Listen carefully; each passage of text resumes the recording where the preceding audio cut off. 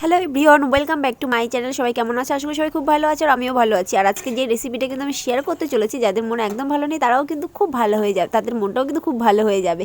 তো আজকে আমি বানাতে চলেছি ম্যাগি। আর ম্যাগি কিন্তু আমরা কম বেশি সবাই খুব খুব পছন্দ করে থাকি, কারণ এটা রান্না করতে একদমই টাইম লাগে না এর জন্য। আর এটা কিন্তু আমরা সবাই পারি। কিন্তু আজকে ম্যাগিটা একটু অন্যরকমভাবে বানাবো, তার জন্য তোমাদের সাথে শেয়ার করছি। আজকে আমি ম্যাগিটার সাথে কিছু ভেজিটেবলস অ্যাড করেছি। ভেজিটেবলসের মধ্যে ছিল বিনস, গাজর, ক্যাপসিকাম আর মটরশুঁটি। তো এই সবজিগুলো ভালো করে সিদ্ধ হয়ে যাওয়ার পরে আমি তার মধ্যে ম্যাগিটা দিয়েছি, কারণ ম্যাগিটা যদি আমি সবজির সাথে দিতাম তাহলে বেশি সিদ্ধ হয়ে যেত আর খেতে ভালো লাগতো না।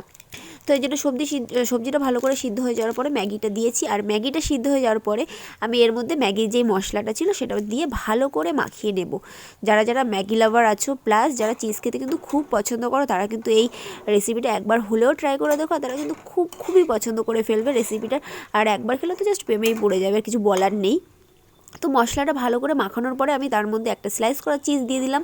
তো তোমরা এখানে তোমাদের কাছে অ্যাভেলেবেল যেই চিজ আছে সেটাই কিন্তু তোমরা দিতে পারো। আর যারা আছো যা চিজ পছন্দ করো না, তারা কিন্তু উইদাউট চিজও কিন্তু এইভাবে ম্যাগিটা করে খেতে পারো, খুবই ভালো লাগবে।